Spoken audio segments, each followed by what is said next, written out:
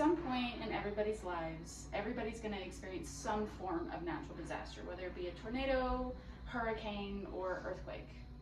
When I was 9, I was living in Japan with my family, and I got to experience the earthquake that caused a tsunami. When I was walking home from elementary school, I was going underneath the trees that were starting to finally have leaves again, and it suddenly felt like a giant truck was driving by.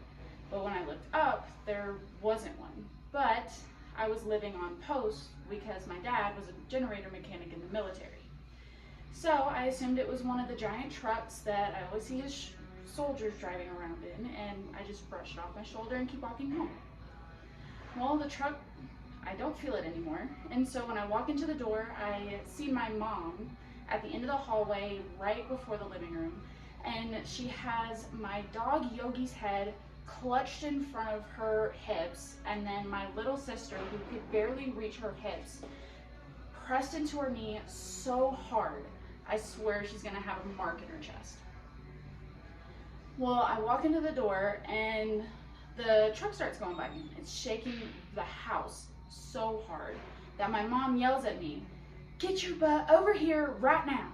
And looking at her face, I knew it wasn't because I was in trouble, so I drop my backpack and sprint to my mom, and she tells me to put my head and my back against the door frame. And so I do that, and I can hear the plates rattling in the background, and my sister starting to cry again into my mom's pants. And when it stopped shaking again, after a couple minutes, I asked my mom, "How much longer do I have to stand here?" And she says, "Hide and watch," which in her way of saying means until I tell you.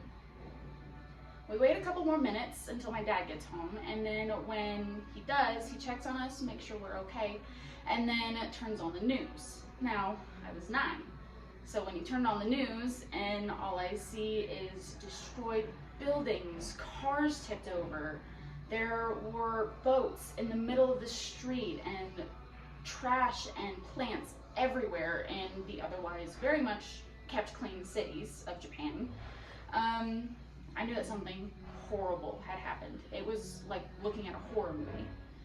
And so what also made it seem so distressing was the people. They looked like ghosts compared to the lively Japanese people that I'd always seen for the last 4 years.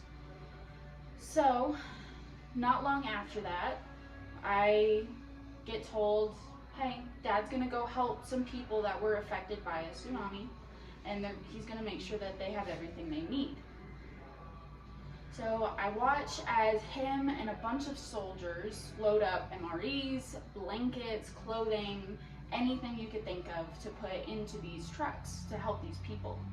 So while all of them are leaving, my Girl Scout troop decided to team up with the local Japanese troop to make a go-bag sort of situation. We had an assembly line made up, so everything from protein bars, bottled waters, any sort of clothing that was donated, toys, coloring books, everything and anything in between for these kids and their families especially.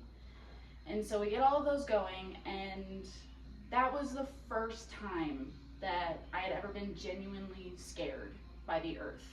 But it was also the first time I saw how quickly people were willing to work together to help those who need it the most, and it changed the way that I see community. Thank you. Okay, everybody put your heads back in for a second. Thank you.